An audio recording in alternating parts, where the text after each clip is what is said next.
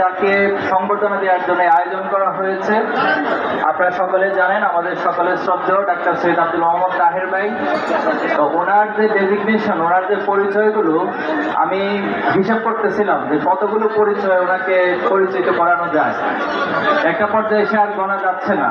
ওই জানেন যে বাংলাদেশের বিরোধী দলীয় উপনেতা, আমাদের এই আসনের এমপি, ইসলামী ছাত্রের সাবেক কেন্দ্রীয় সভাপতি ছিলেন, তিনি ইস্যুর সেক্রেটারি জেনারেল ছিলেন, তিনি পেশায় একজন ডাক্তার হওয়ার পরেও ব্যবসা, রাজনীতি, নেতৃত্ব, বাংলাদেশের রাজনৈতিক যে কোনো পরিস্থিতিতে অনেক গুরুত্বপূর্ণ ভূমিকা পালন করেছেন।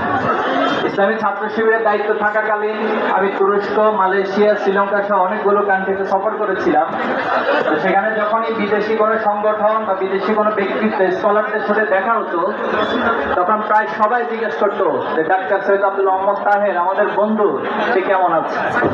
আলহামদুলিল্লাহ, এটা আমাদের জন্য গর্ব যে বাংলাদেশের ভৌগোলিকভাবে একটি গুরুত্বপূর্ণ জায়গা চট্টগ্রাম, এই চট্টগ্রামের মাটিতেই আমাদের তাহের ভাইয়ের জন্ম এবং তিনি এখান থেকেই এমপি নির্বাচিত হয়েছেন এবং বাংলাদেশ সহ বিশ্ব ইসলামী আন্দোলনে ইসলামী তিনি নেতৃত্ব প্রদান করছেন। আমরা আজকে সকল চট্টগ্রামবাসীর পক্ষ থেকে ওনাকে আন্তরিকভাবে অভিনন্দন জানাচ্ছি এবং মহান আল্লাহ তাআলার কাছে ওনার সুস্থতার নিয়ামত কামনা করছি। আল্লাহুম্মা আমিন।